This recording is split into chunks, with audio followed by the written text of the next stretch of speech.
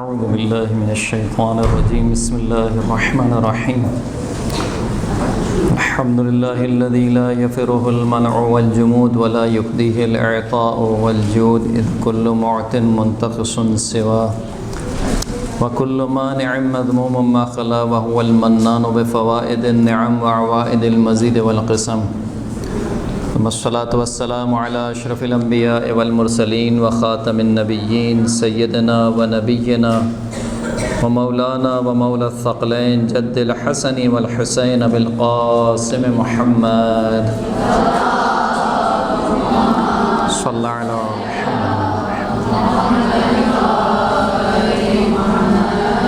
وعلى آله الطيبين الطاهرين المعصومين المنتجبين المنتخبين الميامين الذين أذهب الله عنهم الرجس وطهرهم تطهيرا اللهم صل على محمد وآل محمد واللعنة الدائمة على أعدائهم أجمعين أما بعد فقد قال الله سبحانه وتعالى في كتابه المجيد بسم الله الرحمن الرحيم وجعلناهم أئمة يهدون بأمرنا وأوحينا إليهم فعل الخيرات وإقام الصلاة وإيتاء الزكاة وكانوا لنا عابدين۔ ماہ شوال میں ایک امام کی شہادت ہے، اور ایک روایت کے مطابق 15 شوال اور ایک روایت کے مطابق 25 شوال۔ کون سے امام کی ہے؟ امام جعفر صادق علیہ السلام کی۔ صلی اللہ علیہ محمد وآل محمد۔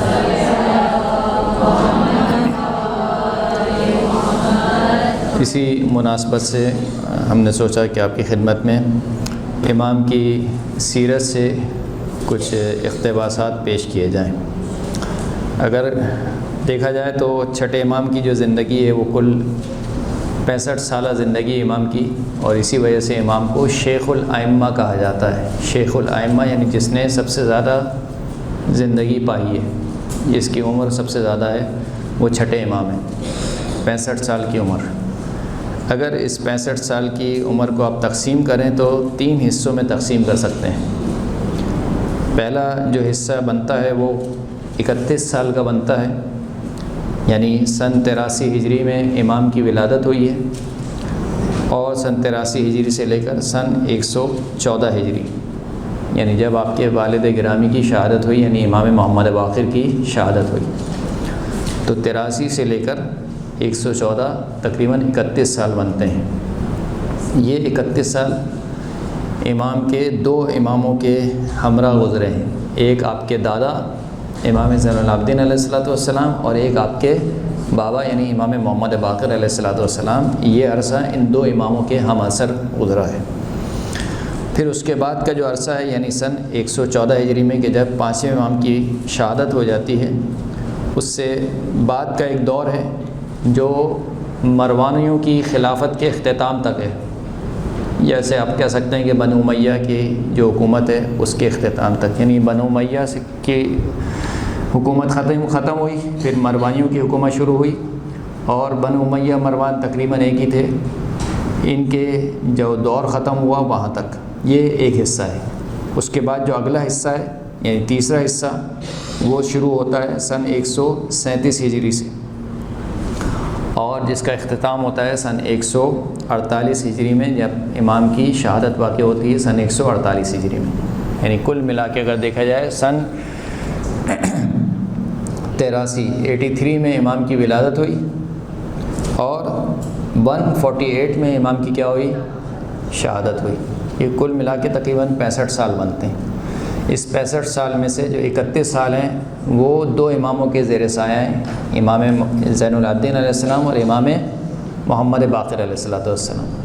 پھر اس کے بعد ایک جو عرصہ ہے وہ 114 ہجری سے لے کر اور مروانیوں کی خلافت کے اختتام تک، اور جو دوسرا حصہ ہے وہ عباسی خلفاء کا دور ہے، یعنی 2 عباسی خلفاء، جن میں جو آخری خلیفہ ہے جو ہے کہ منصور دوان کی ہے، کہ جس نے زہر دے کر امام کو شہید کروایا۔ جو آج کی حد تک گفتگو جو ہم پیش کرنا چاہیں گے وہ یہ کہ آخر کیا وجہ ہوئی کہ وہ بنی امیہ کی حکومت جو کہ چلتی ہوئی آ رہی تھی اور بظاہر اس کو کوئی نقصان نہیں تھا، وہ کس طریقے سے اختتام پذیر ہوئی، اس کی وجوہات کیا تھیں؟ اور دوسری طرف سے بنو عباس نے ایسا کیا کیا کہ حکومت کس کے ہاتھ میں آ گئی؟ بنو عباس کے ہاتھ میں آ گئی۔ اور ان دونوں کے درمیان چھٹے امام کا کردار کیا رہا؟ یعنی آخر چھٹے امام نے کیوں یہ کوشش نہیں کی کہ وہ بھی خروج کرتے اور حکومت ان کے ہاتھ میں آ جاتی؟ یعنی 3 گروہ ہو گئے، ایک بنو عباس، ایک امام کا گروہ، اور ایک طرف سے بنو امیہ یا وہی مروان، یہ 3 گروہ ہو گئے۔ تو ان کی حکومت ختم کیوں ہوئی، کیسے ہوئی؟ بنو عباس کیسے برسر اقتدار آئے؟ اور ان دونوں کے درمیان امام کا کردار کیا رہا؟ اور امام نے کیوں کر حکومت کو اپنے ہاتھ میں نہیں لیا اور کیوں کر خروج نہیں کیا؟ تو جہاں تک پہلے سوال کا تعلق ہے کہ مروانیوں کی حکومت یا حکومت اموی وہ کس طریقے سے اختتام پذیر ہوئی، اس کی وجوہات کیا تھیں؟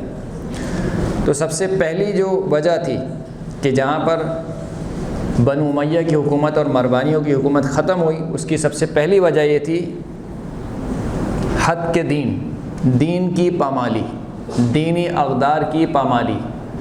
یعنی کیا مطلب؟ یعنی ایک شخص برا ہوتا ہے، بہت برا ہے، لیکن وہ کبھی بھی دین کے نام پر اس برائی کو انجام نہیں دیتا ہے۔ لیکن ایک شخص اتنا آگے بڑھ جاتا ہے کہ ممبر رسول پر بیٹھ کر شراب پینے لگے۔ یعنی ایک بندہ شراب پیتا ہے، اپنے گھر میں شراب پیتا ہے، صحیح ہے، خلیفۃ المسلمین ہے، شراب پی رہا ہے، لیکن اپنے گھر میں شراب پی رہا ہے۔ لیکن وہی خلیفۃ المسلمین اگر مسجد میں آ کر شراب پینے لگے یا شراب پی کر نماز پڑھانے لگے مثال کے طور پر، یا وہی خلیفۃ المسلمین اپنے گھر میں گانا تو سنتا ہے، ناچ گانا کرواتا ہے، لیکن اگر مسجد میں ناچ گانے کی محفل کروانے لگے، اس کو کہا جاتا ہے حد کے دین۔ یعنی وہ اتنا آگے بڑھ گیا ہے کہ خود تو ہے ہی جو ہے، دین کو پامال کر رہا ہے۔ دین کی جو ویلیوز ہیں، جو مورل ویلیوز ہیں، وہ کیا ہو رہی ہیں؟ پامال ہو رہی ہیں۔ جیسے ہمارے یہاں ہو رہا ہے آج کل رمضان کے جو جتنے بھی شو آتے ہیں ہمارے، اس میں کیا ہوتا ہے؟ یعنی بات ہو رہی ہے دین کی، اور اس میں جو بیٹھنے والے ہیں اس کا دین سے کوئی تعلق نہیں ہے، جو ہوسٹ ہے اس کا دین سے کوئی تعلق نہیں ہے، اس نے صرف ایک دوپٹہ لیا ہوا ہے یا مثال کے طور پر میک اپ کر کے آئی ہوئی ہیں وہ، لیکن بات ساری کس کی ہو رہی ہے؟ دین کی باتیں ہو رہی ہیں۔ تو اگر دین کی باتیں آپ نے کرنی ہیں تو سب سے پہلے انسان دین کس پر اپلائی کرتا ہے؟ خود اپنے آپ پر دین اپلائی کرتا ہے، پھر اس کے بعد آگے چل کے دین کی باتیں شروع ہوتی ہیں۔ تو یہ جو سب سے پہلی وجہ بنی کہ حد کے دین، یعنی دین کی پامالی، دین کی حرمت کو پامال کرنا، یہ بنو امیہ کا شیوا بن گیا۔ آخر میں آگے یزید کے بارے میں تو آپ سنتے ہی ہیں کہ لا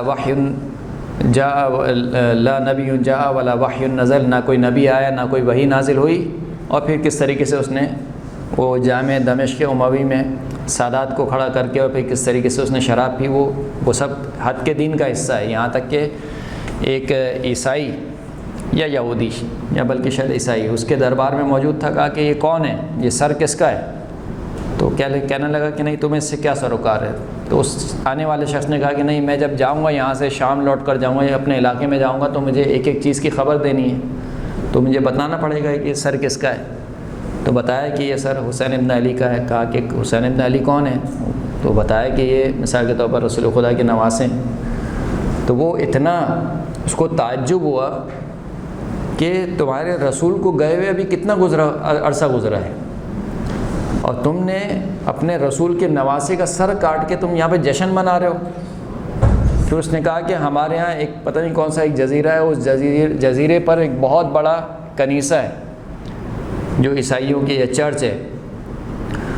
اس کنیسے میں جو ہمارا ایک بہت بڑا پادری ہے، وہ سال میں 1 مرتبہ آتا ہے، اور اس کنیسے کی یا اس چرچ کی خصوصیت یہ ہے کہ اس کنیسے کے بالکل ٹاپ پر وہ نال لگی ہوئی ہے کہ جو حضرت عیسیٰ کے گھوڑے کی نال تھی، اور اس نال کی عظمت کی خاطر ہم سارے عیسائی جو بھی ہیں پورے سال میں جہاں پر بھی ہوں اس دن وہاں پر جمع ہوتے ہیں۔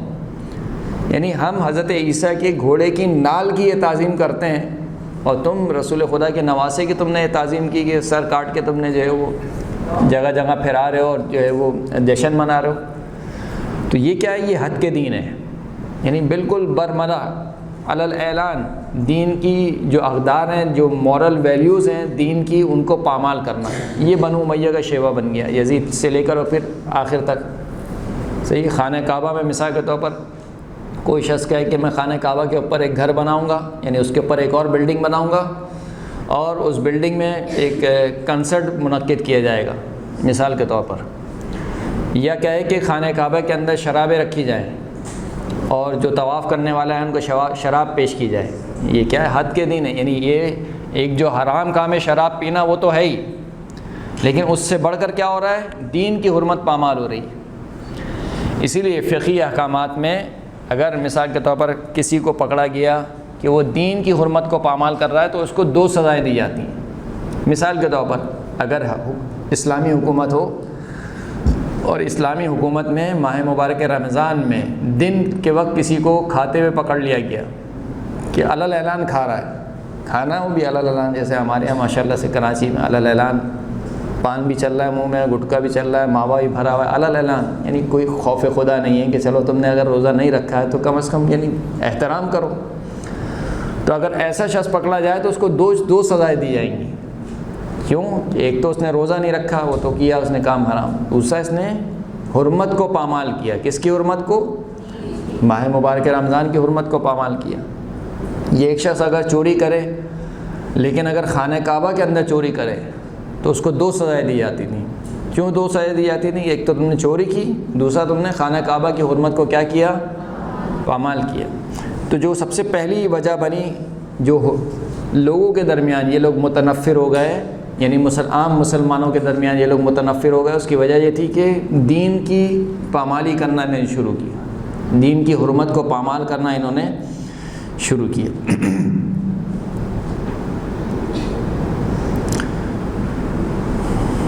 یہی وجہ ہے کہ ولید بن یزید جو کہ مروانی خلیفہ تھا، ولید بن یزید، اس نے قرآن مجید سے استخارہ کیا اور بہت قرآن پڑھنے والا تھا۔ قرآن مجید سے استخارہ کیا کہ دیکھتا ہوں کہ میں آئندہ خلیفہ بنوں گا یا خلیفہ نہیں بنوں گا۔ آیت کیا نکلی؟ وَاسْتَفْتَحُوا وَخَابَ كُلُّ جَبَّارٍ عَنِيدٍ، انہوں نے ہم سے فتح اور نصرت طلب کی، جبکہ ہر جبار اور ہر دشمن وہ کیا ہوگا؟ نامراد رہے گا۔ یہ والی آیت نکلی۔ جیسے ہی یہ والی آیت نکلی، ایک مرتبہ کھڑا ہو گیا، مسجد میں بیٹھا ہوا ہے، کھڑا ہو گیا اور اس قرآن کو تیروں سے چھلنی کر دیا۔ قرآن مجید کو سب کے سامنے کیا کیا؟ تیروں سے کیا کیا؟ چھلنی کر۔ یعنی آج اگر ہمارے سامنے کوئی قرآن کو ایسے پھینک دے، گرا دے، ہم کیا کہتے ہیں؟ یعنی ہم غصہ ہو جاتے ہیں۔ سب کے سامنے قرآن مجید کو تیروں سے چھلنی کر دیا، اور تیروں سے چھلنی کرنے کے بعد اس نے یہ شعر پڑھے، اتوعد کل جبار عنید فہا انا ذاک جبار عنید۔ اے قرآن، کیا تو دھمکی دیتا ہے ہر اس شخص کو کہ جو جبار ہے، یعنی ظلم کرنے والا ہے، اور عنید ہے، بہت زیادہ کینہ رکھنے والا ہے۔ فہا انا ذاک جبار عنید، پس اے قرآن جان لے میں وہی جبار عنید ہوں، یعنی جس کی تو خبر دے رہا ہے میں وہی جبار عنید ہوں۔ وَإِذَا مَا جِئْتَ رَبَّكَ يَوْمَ حَشْرٍ فَقُلْ يَا رَبِّ حَرَّقَنِ الْوَلِيدِ، جب تو قیامت کے دن، قرآن سے مخاطب ہو کے کہہ رہا ہے کہ جب تو قیامت کے دن اپنے پروردگار سے ملاقات کرنا تو اپنے پروردگار کو یہ خبر دینا کہ مجھے ولید نے جلا دیا۔ مجھے کس نے جلایا؟ ولید نے۔ تلعب بالخلافت ہاشمی بلا وحی اتاہ ولا کتاب، یہ ہاشمی گھرانے نے کیا کیا؟ خلافت کا ڈھونگ رجایا، نہ تو کوئی وحی نازل ہوئی اور نہ ہی کوئی کتاب نازل ہوئی۔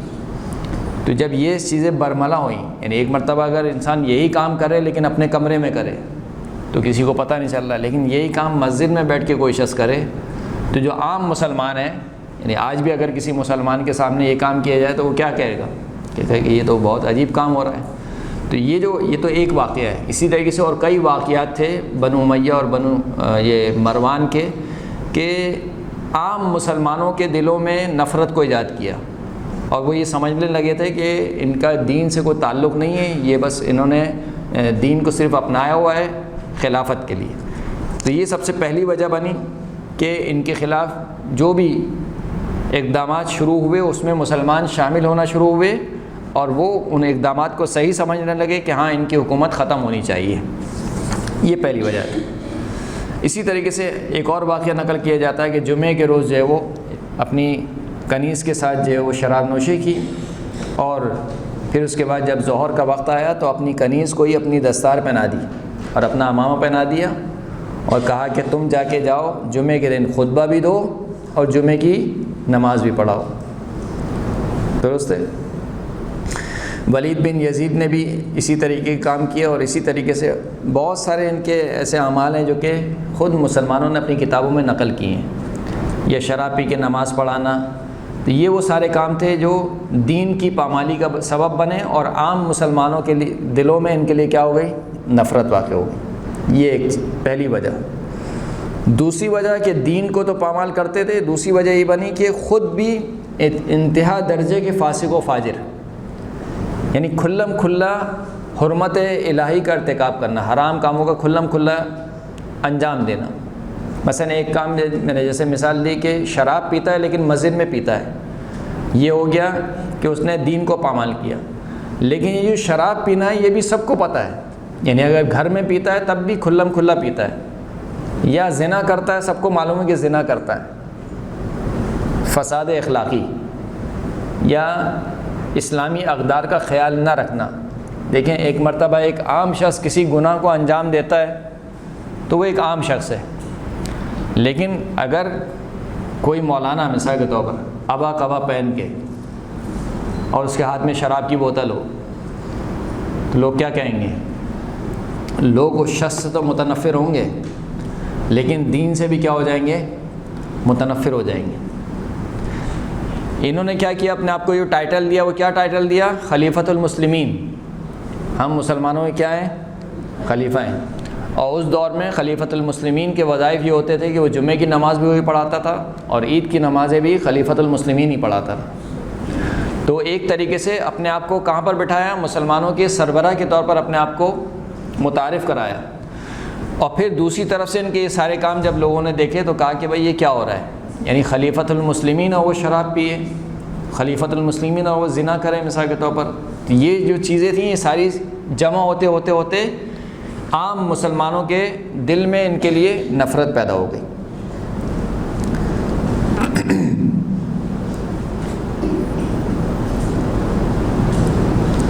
ایک صلوات پڑھیں محمد و آل محمد۔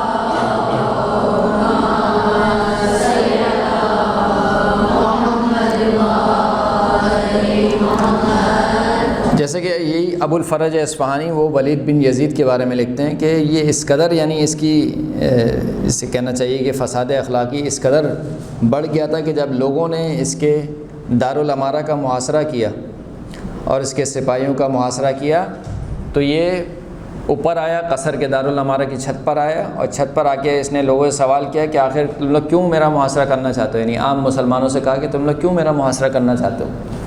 تو ان مسلمانوں نے جو جواب دیا وہ جواب یہ تھا: انتہا کو ما حرم اللہ شرب الخمور والنکاح امہات اولاد ابیک واستخفافک بامر اللہ۔ تو جو ہم سے پوچھنا چاہ رہا ہے کہ ہم کیوں تیرے قصر کا محاصرہ کر رہے ہیں، دارالامارہ کا محاصرہ کر رہے ہیں، کیوں تیری حکومت کو گرانا چاہتے ہیں، اس کی وجہ کیا ہے کہ جو چیزیں اللہ نے حرام کی ہیں تو نے اس کی حرمت کو پامال کیا۔ شرب الخمور، کھلم کھلا شراب پیتا ہے۔ نکاح امہات اولاد ابیک، جو تیرے باپ کی اولادیں ہیں ان سے نکاح کرتا ہے۔ یعنی کیا مطلب؟ یعنی اپنے محارم سے نکاح کرنا، یعنی ایک شخص ایک خاتون جو رشتے میں میری بہن لگتی ہے، اگرچہ کہ سگی بہن نہیں ہے، یہ ستیلی بہن ہے، لیکن بہرحال بہن ہے، اس سے نکاح نہیں ہو سکتا ہے، لیکن انہوں نے ان چیزوں کا بھی خیال نہیں کیا اور ان سے نکاح کیا۔ اب یہاں پہ نکاح سے مراد کیا ہے؟ زنا مراد ہے، یعنی زنا کرنا گویا ہے کہ ایسی خاتون سے کہ جو رشتے میں کیا لگتی ہے؟ ہماری بہن لگتی ہے۔ بس استخفافک بامر اللہ، خدا کے جو اوامر ہیں ان کو حقیر شمار کرنا، یہ تمام چیزیں موجب بنی ہیں کہ آج سارے کے سارے مسلمان کھڑے ہیں تمہارے دارالامارہ کو گھیرے ہوئے۔ یہ دوسری وجہ۔ تیسری وجہ جو بنی وہ ان کے داخلی اختلافات تھے۔ بنو امیہ کی حکومت کتنے مہینے رہی؟ 1000 مہینے۔ لیلۃ القدر خیر من الف شہر، اس کی ایک تفسیر کیا بیان کی؟ معصوم سے پوچھا گیا اس کی تفسیر کیا ہے، تو کہا کہ لیلۃ القدر خیر من الف شہر، یعنی آل محمد کا ایک دن بنو امیہ کی 1000 دن کی حکومت سے کیا ہے؟ بہتر ہے۔ تو بنو امیہ کی حکومت یعنی سن 60 ہجری سے لے کر سن 133 ہجری، یہ تقریباً بنو امیہ کی حکومت تھی، یعنی ان میں آنے والے جتنے بھی سارے خلیفہ تھے وہ سب بنو امیہ کے تھے۔ جب تک یہ رہے ان میں کوئی اختلاف نہیں تھا، ایک بھائی دوسرے بھائی کو خلیفہ یا جانشین بنا کے جاتا تھا، اور اس طریقے سے حکومت چلتی رہی سن 60 ہجری سے لے کر کب تک؟ سن 133 ہجری، یعنی تقریباً کتنے سال بنتے ہیں؟ 73 سال۔ 73 سال ان کی حکومت اسی طریقے سے چلتی رہی، یہاں تک کہ کیا ہوا؟ سن 125 اور 126 ہجری میں ولید بن یزید بن عبد الملک، یہ جو ولید بن یزید بن عبد الملک اور مروانیان آئے، یہ کیا کرتے رہے؟ یہ خود ہی اپنے بھائیوں کو مرواتے رہے حکومت کی خاطر۔ ایک بھائی حکومت پر آنے کے لیے دوسرے بھائی کا قتل کر دیتا تھا، دوسرا بھائی حکومت پہ آنے کے لیے پہلے والے کا کیا کر دیتا تھا؟ قتل کر دیتا تھا۔ تو یہ داخلی اختلافات پھر خود سبب بنے کہ ان کی حکومت کیا ہو گئی؟ کمزور ہو گئی۔ چوتھی جو صفت تھی جس کی وجہ سے بنو امیہ کی حکومت ختم ہوئی یا مروانی کی حکومت ختم ہوئی، وہ تھا سب سے اہم فساد مالی۔ بیت المال کو گویا اپنی گھر کی کنیز سمجھنا، جس کو چاہے عطا کر دیا، جس کو چاہے دے دیا۔ مثال کے طور پر سنتے ہیں نا، اب مروان کو فدق دے دیا، مروان کے نام فدق لکھ دیا، پورا فدق کس کے نام لکھ دیا؟ مروان کے نام۔ اقربا پروری، اپنے جتنے بنو امیہ کے جتنے رشتہ دار ہیں ان کو سارے جو مناصب ہیں حکومت کی اہم پوسٹوں پر ان کو رکھ دیا، اور بیت المال سے جس کو جتنا پیسہ دینا چاہا دے دیا۔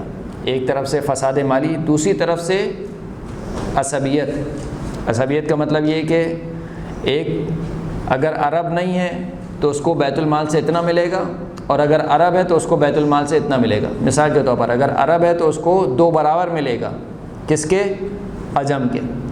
حالانکہ دونوں میں کوئی فرق نہیں ہے، دونوں سیم ایک ہی کام کر رہے ہیں، ایک ہی پوسٹ میں ہیں، لیکن اگر وہ عجم ہے تو اس کو کم ملے گا، اور اگر وہ عرب ہے تو اس کو 2 برابر ملے گا۔ یعنی یہ تعصب ہے، فقط عرب ہونے کی بنیاد پر کیا کرنا، کسی کو کم دینا، کسی کو زیادہ دینا یا کسی کو کم دینا۔ یہ چیز بھی سبب بنی کہ بھائی یہ کیسا انصاف ہے، یہ کیسی حکومت ہے کہ جہاں پر فقط عرب اور عجم کے فرق سے مال میں یا حقوق میں فرق کیا جاتا ہے۔ تو یہ 4 بنیادی علتیں تھیں کہ جن کی بنیاد پر بنو امیہ کے خلاف ایک سازش شروع ہوئی۔ سازش کس نے شروع کی؟ بنو عباس نے۔ اب سوال یہ ہوتا ہے کہ پھر بنو عباس نے کیا کیا اور وہ کیسے کامیاب ہوئے؟ بنو عباس کا جو حربہ تھا وہ حربہ یہ تھا کہ جب انہوں نے جان لیا کہ ان بنو امیہ والوں نے بہت زیادہ ظلم ڈھائے ہیں اہل بیت پر،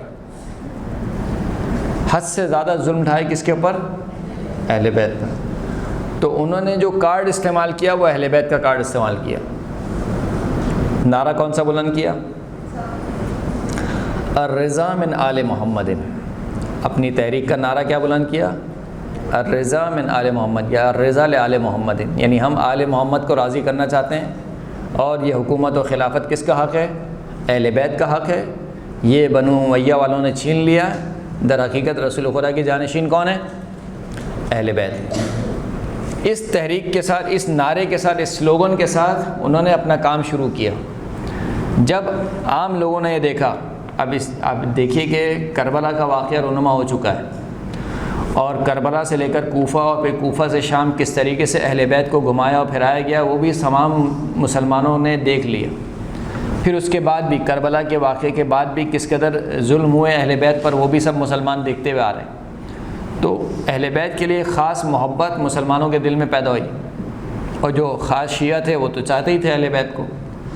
تو انہوں نے کیا کیا، یہ خود تو جو تھے بنو عباس والے، انہوں نے ان تمام مسلمانوں کو اپنی طرف کیا، کس نعرے کے تحت؟ الرضا لآل محمد، یا الرضا من آل محمد، یعنی ہم آل محمد کو راضی کرنا چاہتے ہیں، حکومت و خلافت آل محمد کا حق ہے، لہٰذا ہم چاہتے ہیں کہ بنو امیہ کو اس دار خلافت سے اتاریں اور یہ حق کس کو دیں ہم؟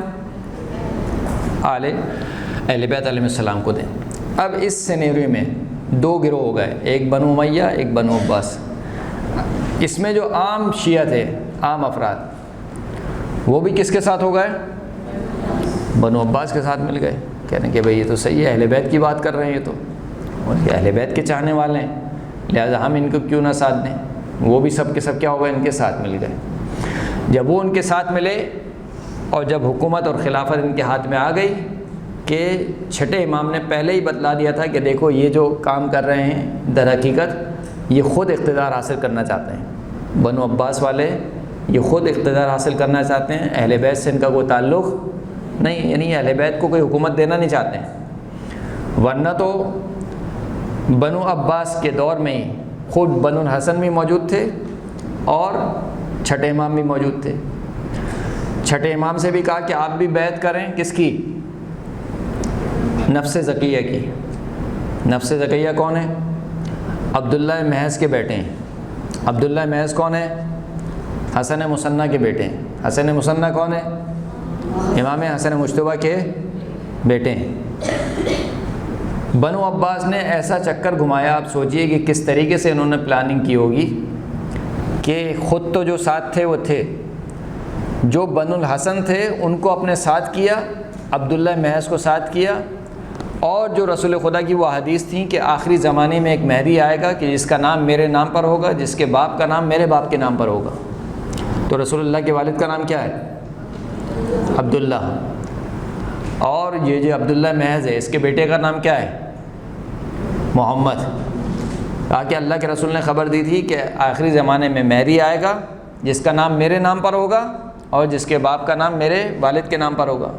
تو یہ عبداللہ، رسول خدا کے والد کا نام بھی عبداللہ، اور یہ محمد نفس زکیہ، اس کا نام بھی کیا ہے؟ محمد ہے۔ بس یہی مہدی موعود ہے۔ بس اب مہدی موعود ہو گیا، اب تم سب اس کی بیعت کرو۔ یہاں تک کہ چھٹے امام سے، یعنی امام جعفر صادق زندہ ہیں، ان سے بھی یہ تقاضا کیا جا رہا ہے کہ آپ یہ مہدی موعود کی کیا کریں؟ بیعت کریں۔ اب کہ امام نے کہا کہ یہ مہدی موعود نہیں ہے، اور جہاں پر یہ جمع ہوئے تھے، ابوا کے مقام پر یہ سارے افراد جمع ہوئے، وہاں پر امام نے کہہ دیا تھا کہ عبداللہ محض کو ایک شخص کی طرف اشارہ کرتے ہوئے کہا کہ یہ جو ابھی لوگوں کو تمہاری بیعت کی طرف بلا رہا ہے یہی تمہیں قتل کرے گا، اور اسی نے صفہ نے ہی قتل کر دیا۔ تو جو ان کی تحریک شروع ہوئی اس میں جو اصل نام آتا ہے، سب سے پہلا نام وہ ہے محمد بن علی، جو بنو عباس میں تھا۔ بنو عباس کسے کہتے ہیں؟ رسول کے چچا کا نام کیا ہے؟ عباس۔ ان کے بیٹے عبداللہ ابن عباس، اس کو مفسر قرآن کہتے ہیں، حبر الامہ جنہیں کہا جاتا ہے۔ حبر الامہ یعنی امت کی سیاہی، وہ جو شاگرد ہیں کس کے؟ مولا کائنات کے شاگرد ہیں۔ یہ جو نسل آگے بڑھی ہے ان کو کہا جاتا ہے بنو عباس، یعنی رسول خدا کے چچا کے بیٹے۔ تو انہوں نے کیونکہ نظریہ یہ قائم کیا کہ رسول خدا جب اس دنیا سے گئے تو ان کا کوئی بیٹا موجود نہیں تھا، بیٹی تھی ایک لیکن کوئی بیٹا موجود نہیں تھا، لہٰذا جب بیٹا موجود نہیں تھا تو وراثت کہاں پر جاتی ہے؟ چچا کے پاس جاتی ہے، اور وراثت چچا کے پاس نہیں گئی بلکہ مولا کائنات کو دے دی گئی، وہی جو یعنی جو رسول خدا کی جو بچی کچی جو فدق کے علاوہ جو باقی معاملات تھے تو مولا کائنات کو دے دی۔ تو وہاں سے ایک حسادت شروع ہوئی کہ وہ میراث جو ہمارے پاس آنی چاہیے تھی وہ کہاں چلے گئی؟ علی اور آل علی میں چلے گئی۔ اس نے ایک کام خراب کیا۔ دوسرا کام خراب کیا بنو الحسن نے۔ بنو الحسن یعنی جو امام حسن مجتبیٰ کی اولاد سے ہیں، وہ یہ کہنے لگے کہ خلافت تو ہمارا حق ہے۔ مولا کائنات کے بعد خلیفہ کون بنے تھے؟ بڑے بیٹے بنے۔ اب بڑے بیٹے کے بعد پھر ان کے بیٹے سے چلنے چاہیے، یہ بھائی کا نمبر نہیں آنا چاہیے۔ امام حسن امام بنے، ان کے بعد ان کے بیٹے کو امام بننا چاہیے، پھر اس کے بعد ان کی خلافت اس طریقے سے منتقل ہونا چاہیے، نہ یہ کہ امام حسن کے بعد خلافت کہاں چلے جائے؟ ان کے بھائی کے پاس چلے جائے۔ تو یہ ایک طرف سے وہ حسادت چل رہی تھی۔ ان تینوں خاندان کی حسادت نے جنم دیا، یعنی بنو ہاشم جو تھے وہ تو تھے ہی قلت میں، جو خاص شیعہ تھے وہ امام جعفر صادق کے ساتھ تھے، اور امام جعفر صادق نے اپنے تمام شیعوں کو کہا کہ ان میں سے کسی کا بھی تمہیں ساتھ نہیں دینا ہے۔ یعنی آپ دیکھیں کہ دور اتنا پرآشوب ہے کہ کسی کو سمجھ میں نہیں آ رہا ہے کہ کہاں پر جانا ہے. یہاں تک کہ خود جو شیعہ ہیں یعنی بظاہر ماننے والے ہیں وہ بھی کن لوگوں کے ساتھ ہو گئے؟ انہیں بنو امیہ کے ساتھ مل گئے. اور انہوں نے بنو امیہ کے ساتھ مل کر دیکھیں جب کوئی تحریک شروع ہوتی ہے نا، اور خاص طور پر میڈیا جب اس میں اپنا کام پورا انجام دیتا ہے تو پھر لوگ یہ سمجھنے لگتے ہیں کہ جس کے ساتھ اکثریت ہے یا جس کا اسپیکر زیادہ بول رہا ہے وہی حق پر ہے.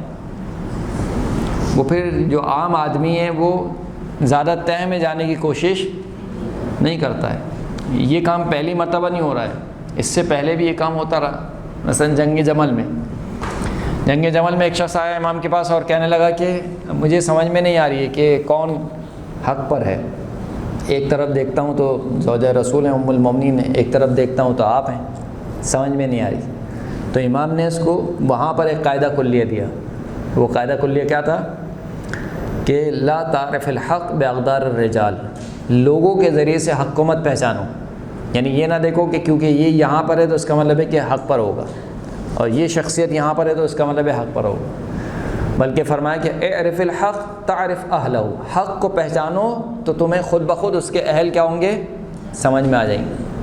تو اصل انسان کو حق کو پہچاننا ہوتا ہے، نہ کہ شخصیات کو. شخصیات کو بسا اوقات بہت زیادہ بڑا بنا دیا جاتا ہے.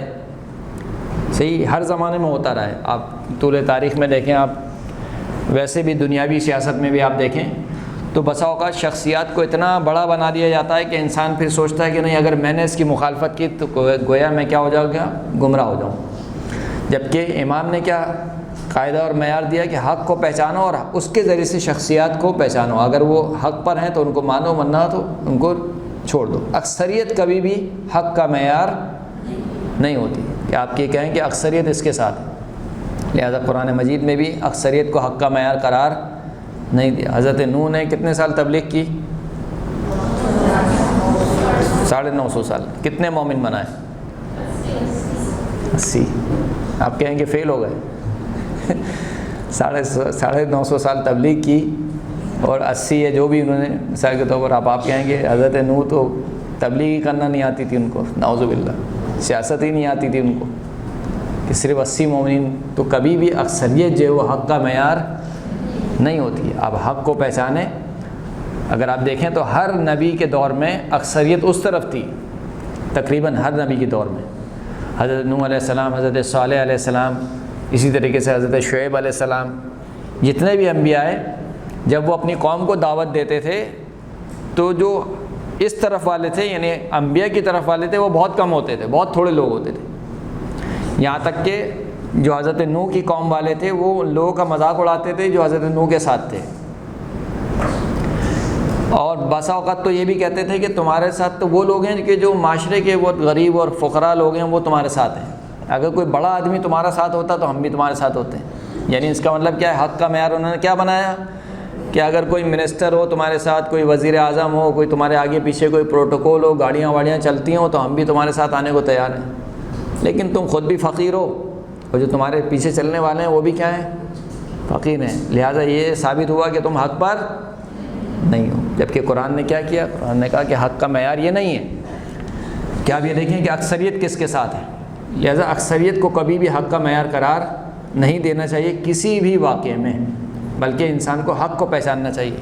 حضرت ابو ذر کے ایک غلام ہیں جن کا نام ہے ابو ثابت. ابو ثابت مدینہ آئے. مدینہ میں زوجہ رسول حضرت ام سلمہ کے گھر میں وارد ہوئے اور کہنے لگے کہ میں رسول خدا کا غلام ہوں. جناب ام سلمہ نے کہا کہ اچھا اس کے لیے کھانا لگاؤ، اس کو پانی پلاؤ. تو جناب ابو ثابت نے کہا کہ میں آپ کے پاس اس لیے نہیں آیا کہ میں کچھ کھانا کھاؤں گا یا پانی پیوں گا، بلکہ میں ایک سوال لے کر آیا ہوں. کہا کہ بلکہ سوال کیا ہے، نہیں میں نے ایک کام انجام دیا ہے، اس کے متعلق آپ مجھے بتائیے کہ صحیح ہے غلط. کہا کہ کیا کام انجام دیا؟ کہا کہ میں جنگ جمل میں موجود تھا. کہا اچھا اگر جنگ جمل میں موجود تھے تو تم کس کی سائڈ تھے؟ کہا کہ وہ زوال کے وقت پروردگار عالم نے مجھ پر حق واضح کر دیا اور میں نے مولا کائنات کے ہم رکاب جنگ لڑی. اس سے پہلے کہاں تھا؟ اس سے پہلے سمجھ میں نہیں آ رہا تھا یہ وہ حق پر ہیں یا یہ حق پر ہیں. اس لیے کہ صفین میں بھی اب دیکھیں ان کو سمجھ میں نہیں آ رہا ہے کہ یہ حق پر ہیں یا یہ حق پر ہیں.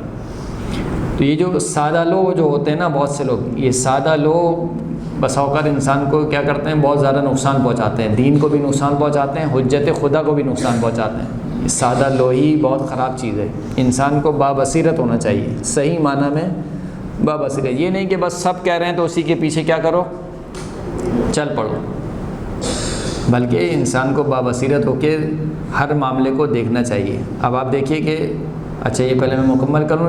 ابو ثابت نے کہا کہ میں وہاں پر تھا کہ جہاں پر پروردگار عالم نے مجھ پر حق کو واضح کر دیا۔ کہا کہاں پر تھے؟ کہا کہ میں نے مولا کے ہم رکاب جنگ لڑی۔ کہا کہ تم نے بالکل صحیح کام کیا، میں نے رسول خدا سے سنا ہے علی مع القرآن والقرآن مع علی، علی قرآن کے ساتھ ہے اور قرآن علی کے ساتھ ہے۔ کہنے کا مطلب یہ تھا کہ مولا کائنات کا ہر عمل کس کے مطابق ہے؟ قرآن کے مطابق ہے۔ اس کا مطلب یہ ہوگا علی کے مقابل میں جو آئے گا وہ کون ہے؟ جو قرآن کے برخلاف ہے۔ درست؟ تو یہ ایک واقعہ ہوا۔ اب میں بات کر رہا تھا سادہ لوہی کی۔ اس سادہ لوہی نے جو نقصان پہنچایا ہے، آپ دیکھیے کہ صفین جیتی ہوئی جنگ ہار گئے، تحکیم کی طرف معاملہ چلا گیا، اور پھر وہ خوارج پیدا ہوئے، اور پھر وہ ایک الگ فتنہ ہوا۔ یہی سادہ لوگ تھے لوگ جو امام حسن مجتبیٰ کو کیا کہہ کر سلام کہتے تھے؟ السلام علیکہ یا مذل المؤمنین، نعوذ باللہ، اے مومنین کو ذلیل کرنے والے تم پر۔ یہ کون لوگ کہہ رہے ہیں؟ یہ وہی سادہ لوگ جو کہہ رہے ہیں کہ آپ نے صلح کر لی، ہم تو تیار تھے، آپ نے صلح کیوں کر لی؟ اور اس کے جواب میں امام کیا کہتے ہیں کہ میں نے ذلیل نہیں کیا، بلکہ میں مومنین کو عزت دینے والا ہوں، اور میرے صلح کرنے میں وہی مصلحت تھی جو رسول خدا کی صلح کرنے میں تھی۔ جیسے رسول خدا نے صلح حدیبیہ کی، جیسے اور قبائل کے ساتھ صلح کی، اسی طریقے سے میں نے بھی صلح کی۔ تو کہنے کا مطلب یہ ہے کہ ایک ہجوم ہوا محمد بن علی جو کہ بنو عباس میں سے تھا۔ اس نے کیا کیا؟ اس کے 3 بیٹے تھے، ایک کا نام ابراہیم امام، دوسرے کا نام عبداللہ بن صفاح، اور تیسرا تیسرا جو ہے وہ منصور دوانقی۔ یہ منصور دوانقی وہی ہے کہ جس نے چھٹے امام کو کیا کیا؟ زہر دے کر شہید کیا۔ یہ 3 اس کے بیٹے تھے۔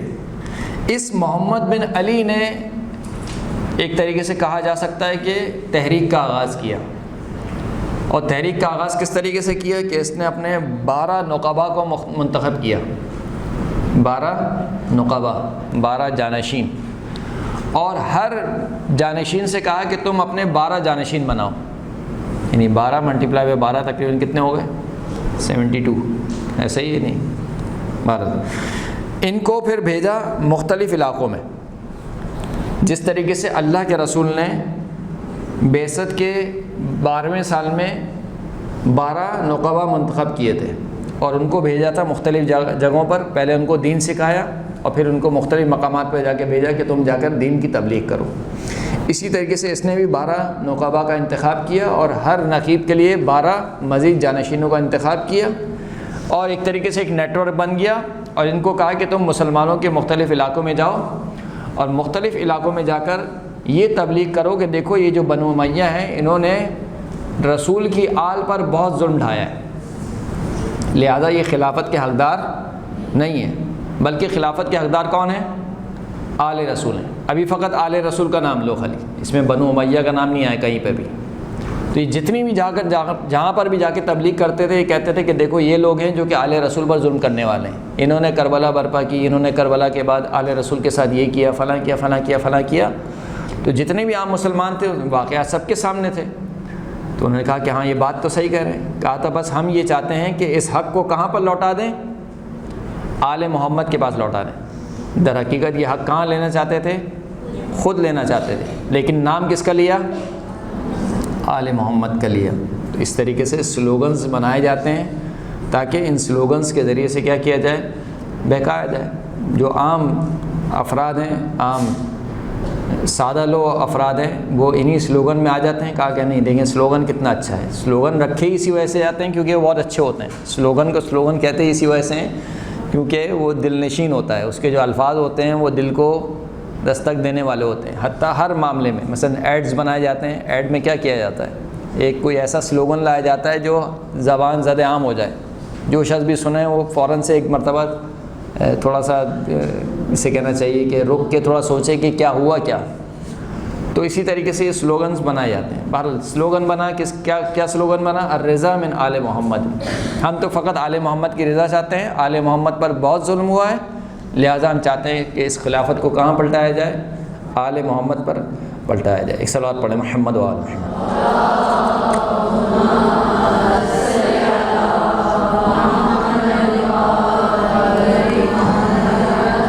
تو اس نے اس طریقے سے تحریک کا آغاز کیا. 12 نقبہ، ہر نقیب کے 12 جانشین، وہ مسلمانوں کے مختلف علاقوں میں جاتے تھے اور تبلیغ کرتے تھے. دوسرا کام وہی کیا کہ جو ہم نے بتایا کہ سلوگن اپنایا، یعنی الرضا من آل محمد کا سلوگن اپنایا گیا اور اس کے تحت مسلمانوں کو اپنے ساتھ کیا گیا. یہاں تک کہ جو ان کے داعی تھے، یعنی جو ان کے مبلغین تھے، وہ بنو امیہ کے ظلم و ستم کے بارے میں تبلیغ کرتے تھے، کہ کہتے تھے کہ دیکھو کس طریقے سے آل رسول کو قتل کیا گیا، اور کس طریقے سے خانہ کعبہ کی بے حرمتی ہوئی کہ خانہ کعبہ کو جلایا گیا، پھر کس طریقے سے جو رسول خدا کا شہر ہے وہاں کی بے حرمتی ہوئی، اور کس طریقے سے رسول خدا کے جو فرزند ہیں، اسی طریقے سے جناب زید، جناب یحییٰ، اور کس طریقے سے ان کو زخمی کیا گیا اور ان کو جو ہے وہ ظلم کیا گیا، ظلم کا نشانہ بنایا گیا. لہٰذا یہ آل بنو امیہ کی جو حکومت ہے یہ انتہائی ظالم حکومت ہے، اور ہم جو ہے یہ حکومت کس کو دینا چاہتے ہیں؟ آل محمد کو دینا چاہتے ہیں. وہ جہاں بھی جاتے تھے وہ مسلمانوں سے اس طریقے سے سوال کرتے تھے. 3 سوال کرتے تھے کہ آیا تم میں سے کوئی ہے کہ جس کا یہ اعتقاد ہو کہ پیغمبر صلی اللہ علیہ وآلہ وسلم جو ہے اہل بیت کے علاوہ اللہ کے رسول نے کسی کو جانشین بنایا ہو؟ تم میں سے کوئی ہے؟ وہ کہتے تھے کہ نہیں، اللہ نے جو ہے وہ اپنا جانشین اہل بیت اطہار کو قرار دیا. پھر کہتے تھے کہ آیا تم میں سے کسی کو شک ہے کہ قرآن کا اور رسول خدا کا جو علم ہے وہ سارا کا سارا کہاں پر ہے؟ اہل بیت علیہ السلام کے پاس ہے. کیا تم میں سے کوئی شک کرتا ہے؟ کہا کہ نہیں، کوئی شک نہیں کرتا. بس اتنے سوال کرتے تھے. 2-3 سوال کرتے تھے کہ ایک طرف بنو امیہ کا کریکٹر دیکھو، ایک طرف اہل بیت کا کریکٹر دیکھو، بس حکومت کس کا حق ہے؟ اہل بیت کا حق ہے. اس طریقے سے لوگوں کو اپنی طرف کر لیتے تھے. تیسرا جو کام انہوں نے کیا وہ یہ کیا کہ شعار سازی یعنی ایک ہوتا ہے سلوگن یعنی زبانی سلوگن، اور ایک ہوتا ہے ظاہری یعنی اپنے ظاہر کو ایک طریقے سے سلوگن بنا لینا. مثال کے طور پر کالا لباس، کالا امامہ، کالا پرچم، یہ بنو عباس کا کیا تھا؟ سلوگن تھا. ان کا پرچم بھی کالا ہوتا تھا اور یہ کالے لباس پہنتے تھے.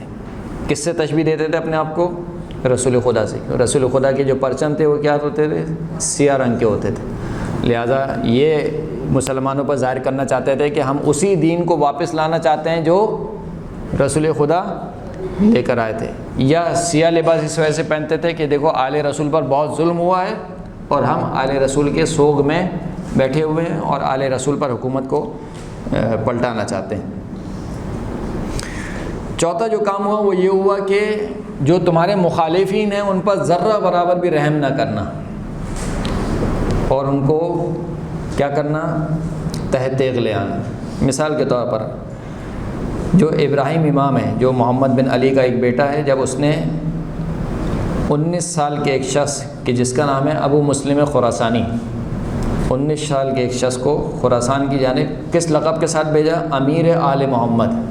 اس امیر کے ساتھ یعنی سارا جو سلوگن استعمال کیا آل محمد کا نام استعمال کیا. ہر جگہ کا کیا استعمال کیا؟ آل محمد کا نام استعمال کیا. اسی وجہ سے جب آپ زیارت کے لیے جاتے ہیں، 8ویں امام کی زیارت انشاءاللہ آپ سب کو نصیب ہو، تو پائنتی کی طرف کھڑے ہو کر جو آخر میں زیارت کی ایک دعا ہے، آپ دعا پڑھتے ہیں، اس میں آپ ایک لعنت بھیجتے ہیں کہ پروردگار ان تمام افراد پر لعنت ہو کہ جنہوں نے لوگوں کو آپ کے کندھوں پر کھڑا کیا. یعنی کیا مطلب؟ یعنی آل محمد کا نام لیا اور لے کر کس کو آئے؟ بنو امیہ کو. ان تمام افراد پر کیا ہو؟ لعنت. تو انہوں نے یہ کام کیا. امیر آل محمد، ہر جگہ آل محمد کا سلوگن استعمال کرتے تھے. اس کو خراسان کی طرف بھیجا اور خراسان کی طرف بھیجنے کے بعد کہا کہ دیکھو جس پر بھی تمہیں شک ہو یا جس کے کام میں بھی ذرہ برابر بھی تمہیں شک ہو اس کو تہ تیغ کر دینا، اس کی گردن اڑا دینا. یہاں تک کہ کہا کہ اگر یہ کام کر سکو کہ خراسان میں کوئی ایک بھی عربی زبان بولنے والا نہ رہے تو یہ کام کرنا ہے. یعنی جتنے بھی عرب کے مقیم ہیں ان تمام کے تمام کو کیا کر دو؟ قتل کر دو. یہاں تک کہ ابو مسلم خراسانی نے 6 لاکھ افراد کو قتل کیا. کتنے افراد کو؟ 6 لاکھ افراد کو قتل کر دیا۔ چوتھا کام جو انہوں نے کیا وہ یہ کیا کہ دیکھو ہمارے پاس ایک مقدس کتاب موجود ہے، جس طریقے سے صحیفہ فاطمہ کے بارے میں یا جامعہ کے بارے میں اہل تشیع میں اعتقاد پایا جاتا ہے، انہوں نے یہ کام کیا کہ ہمارے پاس ایک مقدس کتاب موجود ہے جو ہم کسی کو دکھا نہیں سکتے ہیں، وہ فقط ہمارے جو نقبا ہیں ان کے پاس ہے گی وہ کتاب، اور اس کتاب میں جو ہے وہ یہ لکھا ہوا ہے کہ ان عین ابن عین سیقتل میم ابن میم، عین کا بیٹا قتل کرے گا کس کو؟ میم، جو کہ میم کا بیٹا ہے۔ اب اس سے مراد کیا تھی؟ کہا کہ اس سے مراد یہ ہے کہ عبداللہ بن علی بن عبداللہ بن عباس، یعنی بنو امیہ میں سے حضرت ابن عباس، ان کے بیٹے علی، ان کا بیٹا عبداللہ، یہ قتل کرے گا کس کو؟ مروان بن محمد بن مروان کو۔ یعنی اپنی طرف سے ایک سلوگن بنایا، اپنی طرف سے ایک رمزی جسے کہنا چاہیے جملہ بنایا، اور کہا کہ اس سے مراد یہ ہے کہ جو عبداللہ بن علی ہے وہ قتل کرے گا مروان بن محمد کو۔ چھٹا کام جو سب سے اہم کام تھا وہ یہ تھا کہ انہوں نے اپنے ساتھ بنو الحسن کو ملایا، جیسے کہ ہم نے پہلے آپ کی خدمت میں ذکر کیا کہ بنو الحسن کو اپنے ساتھ ملایا جب وہ انہوں نے دیکھا کہ بنو حسن بھی حسادت رکھتے ہیں اور وہ بھی یہ چاہتے ہیں کہ خلافت ان کا حق ہو، تو اپنے ساتھ بنو الحسن کو ملایا اور عبداللہ محض کو آمادہ کیا کہ وہ اپنے بیٹے محمد جو کہ نفس زکیہ ہے اس کے لیے کیا کرے؟ لوگوں سے بیعت طلب کرے، مہدی موعود کا نام دے اس کو کہ یہی مہدی موعود ہے، اور اس سے بیعت کو طلب کرے۔ یہاں تک کہ ابوا کے مقام پر یہ لوگ جمع ہوئے اور اسی مقام پر چھٹے امام بھی موجود تھے، اور ان سے بھی کہا گیا کہ آپ بھی جو ہے وہ اس کی بیعت کریں۔ اور عبداللہ محض نے کھڑے ہو کر یہ خطاب کیا کہ قد علمتم ان ابنی ھذا هو المہدی فحلموا لنبایعہ، تم لوگ جانتے ہو کہ یہ جو میرا بیٹا محمد ہے یہی مہدی ہے، بس اس کی کیا کرو؟ بیعت کرو۔ اس کے جواب میں جب یہ لوگ سب ساتھ ہو گئے، اس کے جواب میں امام نے کہا کہ یہ مہدی موعود نہیں ہے، بلکہ یہ جو تمہارے برابر میں کھڑا ہوا ہے یہی تم دونوں کو کیا کرے گا؟ قتل کرے گا۔ تو یہ سارے واقعات ہوئے، یعنی ایک طرف سے وہ بنو امیہ کی حکومت کی کوتاہیاں، دوسری جانب سے یہ سارا بنو عباس کا رچایا ہوا کھیل، یہ سبب بنا کہ بنو امیہ کی حکومت ہوئی اور بنو عباس کی حکومت کیا ہو گئی؟ برسر اقتدار ہو گئی۔ اب بیچ میں رہ جاتے ہیں امام۔ سوال یہ آتا ہے کہ بھائی امام نے کیا کیا؟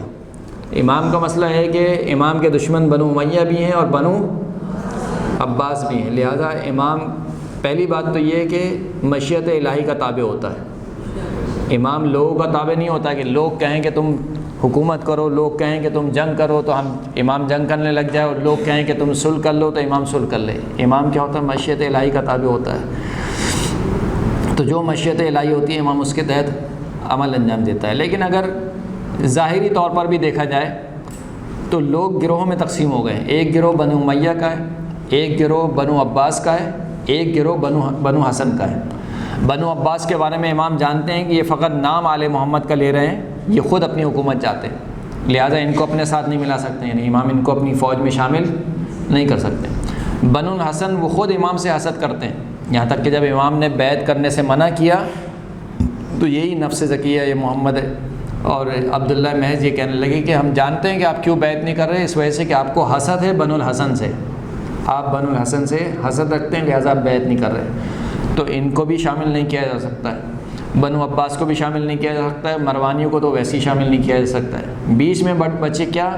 بنو ہاشم، تھوڑے سے افراد۔ وہ جو تھوڑے سے افراد تھے وہ بھی ان کے بہکامے میں آ گئے تھے بنو عباس کے، اور وہ بھی ان کے ساتھ شامل ہو گئے تھے۔ تو اس کے مقابل میں کتنے افراد بچے امام کے پاس؟ گنتی پر شمار کرنے والے، یہاں تک کہ جب ایک شخص آتا ہے امام کی خدمت میں اور امام سے کہتا ہے کہ آپ کیوں جنگ نہیں کرتے ہیں، اتنے لوگ آپ کے چاہنے والے ہیں۔ کہا کتنے چاہنے والے ہیں؟ کہا لاکھوں ہیں۔ کہا کتنے لاکھ؟ کہا لاکھوں ہیں، بہت چاہنے والے ہیں آپ کے، آپ خروج کریں، قیام کریں۔ امام بات کرتے کرتے گئے تو دیکھا کہ ایک شخص ہے جو کہ بکریوں کو چروا رہا ہے۔ کہا کہ خدا کی قسم اگر ہمارے چاہنے والے ان بکریوں کی تعداد کے برابر ہوتے تب بھی ہم کیا کر لیتے؟ خروج کر لیتے۔ جب گنی تو کتنی تھیں بکریاں؟ شاید 18، 17 یا 18، کچھ ایسی کوئی تعداد ہے، میرے ذہن میں نہیں ہے۔ تو یہ تعداد یعنی امام کہنا چاہتے تھے کہ جو خالصتاً شیعہ یا خالصتاً جو صحیح ہے اعتقاد کے ساتھ آگے بڑھ رہے ہیں ان کی تعداد بہت کم ہے. باقی سب کون ہیں؟ عام عوام الناس ہے جو سادہ لو ہے، جو ہر نعرے کے پیچھے کیا کرتی ہے؟ چل پڑتی ہے. یہ آج تو میرے ساتھ ہو جائیں گے، کل یہی لوگ کیا ہوں گے؟ میرے خلاف ہوں گے. آج میں اگر ان کو ملا لوں یہ سب کے سب آل محمد کے نام پہ نکل آئیں گے، لیکن کیونکہ ان کے عقائد پختہ نہیں ہیں، یہ سب سادہ لو ہیں، تو کل کو کوئی بھی دوسرا شخص آ کے ان کو بہکائے گا میرے خلاف، تو یہ کل کو کیا ہوں گے؟ میرے خلاف ہو جائیں گے.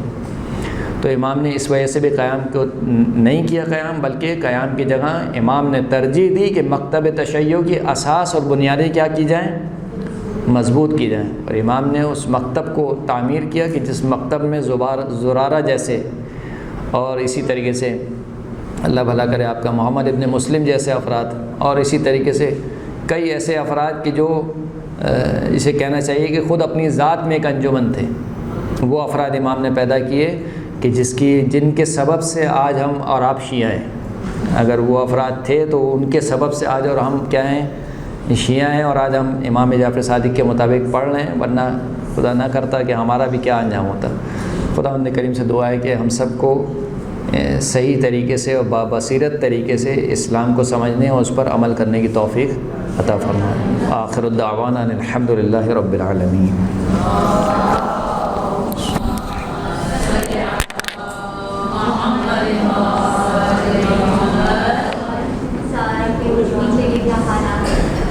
یہ سارے کام امام کی سیرت کے یعنی امام کے ہوتے ہوئے یہ سارے کام ہو رہے ہیں. اس کے درمیان جو امام کا کردار تھا وہ کیا رہا یہ نہیں بتایا. ہاں وہ کردار رہ گیا یہاں پر امام نے زیادہ تر تقیہ کا اپنایا اور حکومت سے جتنا کوشش کیا دور ہوتے رہے، اور جو اپنا مکتب تھا اس مکتب کو قائم کیا، درس و تدریس میں مشغول رہے، یہاں تک کہ کچھ لوگ آئے بھی، ایک نہیں بلکہ کافی لوگ آئے، اور امام سے کہا کہ آپ جو ہے وہ خروج کریں، قیام کریں، اچھا موقع ہے بھی. یہ بنو عباس اور بنو امیہ مثلا آپس میں لڑ رہے ہیں، تو آپ قیام کریں تو آپ کی حکومت جو ہے وہ بن جائے گی. تو امام نے اس کو ریفیوز کیا اور اس کو کہا کہ نہیں، یہ جو تم دیکھ رہے ہو یہ سب ظاہر ہے، باطن میں ایسا کچھ بھی نہیں. جی یہ بہت اچھا سوال کیا انہوں نے کہ آپ نے فرمایا کہ رسول خدا جو ہے وہ یہ حدیث جو ہے وہ ہے کہ ان کا نام میرے نام پر ہوگا اور ان کے والد کا نام میرے والد پر ان کے نام پر ہوگا، جبکہ جو آخری امام ہے ان کے والد کا نام کیا ہے؟ حسن عسکری. یہ جو حدیث ہے، یہ جو ہمارے یہاں جو حدیث ہے مکتب تشیع میں فقط یہ ہے کہ مہدی کا نام میرے نام پر ہوگا اور اس کی کنیت میری کنیت پر ہوگی.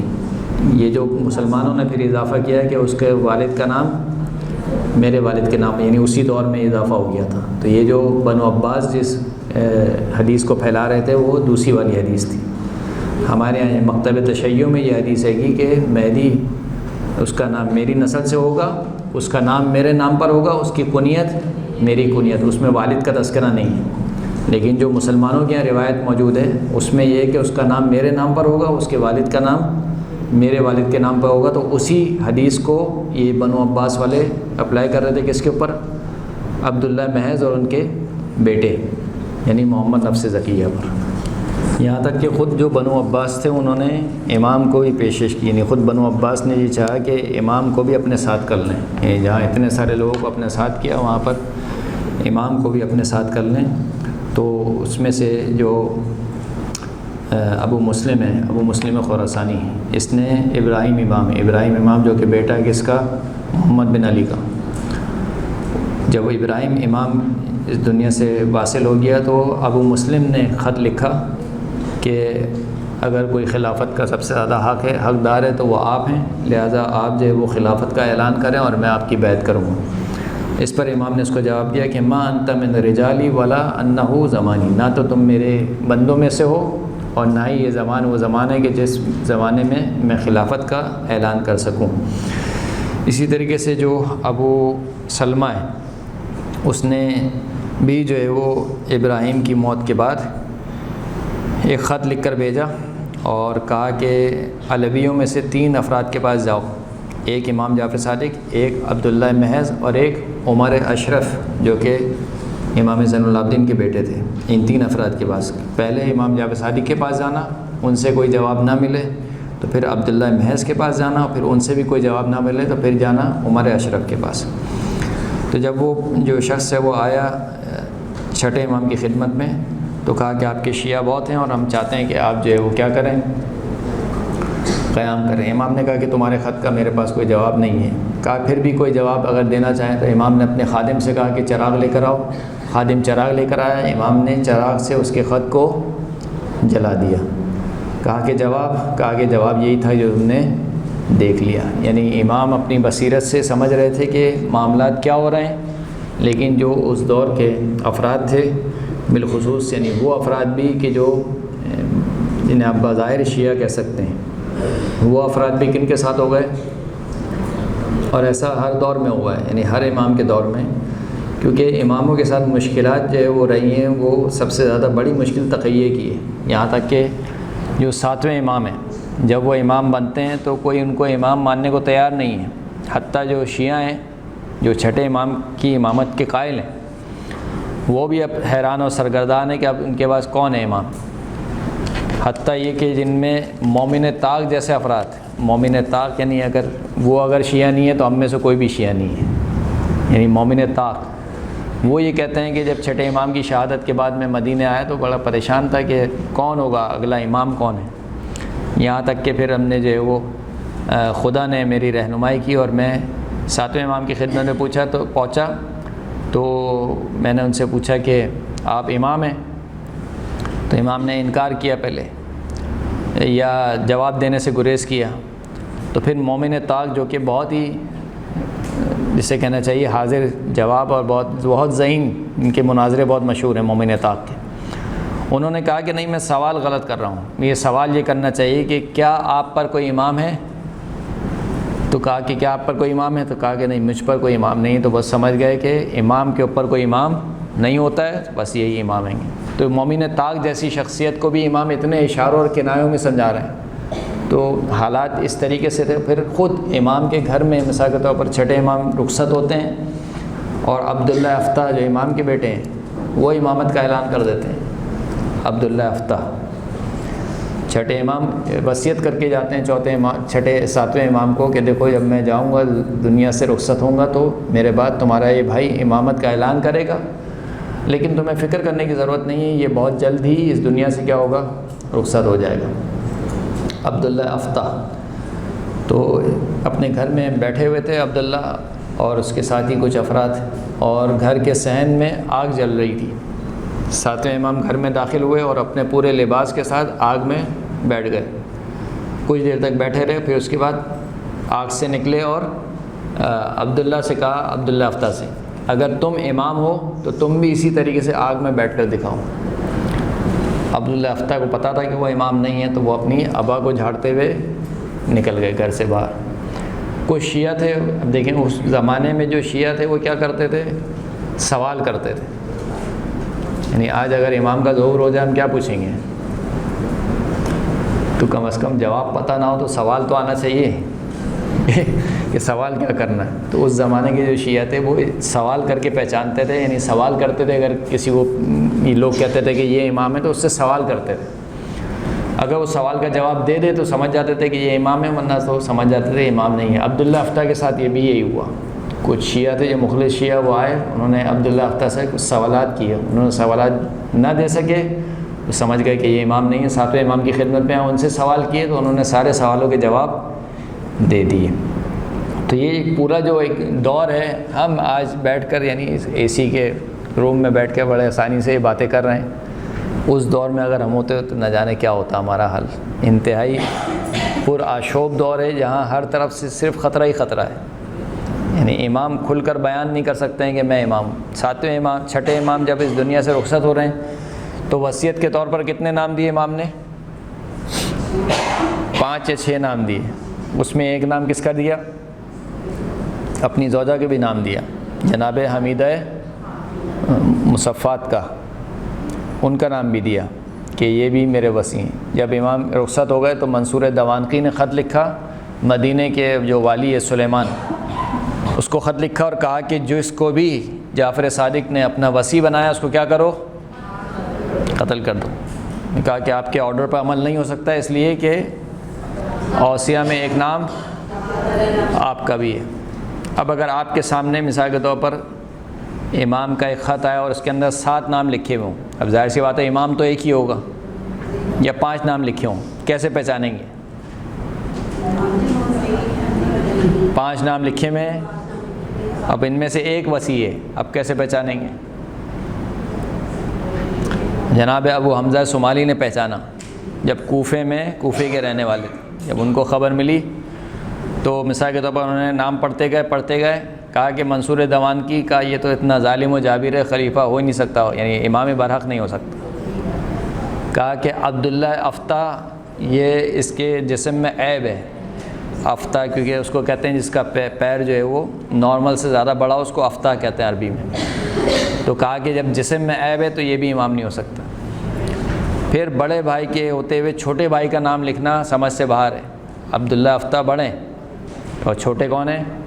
امام موسیٰ کاظم ہے۔ کہا کہ بڑے بھائی کے ہوتے ہوئے چھوٹے بھائی کا نام لکھنا یہ سمجھ سے باہر ہے، عبداللہ افتح میں ویسے بھی عیب پایا جاتا ہے، لہٰذا یہ بھی امام نہیں ہے، اور جو خاتون ہیں وہ تو ویسے ہی جانشین نہیں بن سکتی ہیں۔ تو بس ثابت ہوا کون ہے؟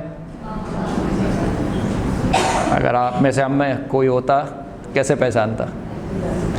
یہ یعنی زیرک اور بصیرت چاہیے، اور خداوند کریم سے دعا بھی یہ کرنی چاہیے کہ پروردگار عالم ہمیں ویسی بصیرت عطا فرمائے۔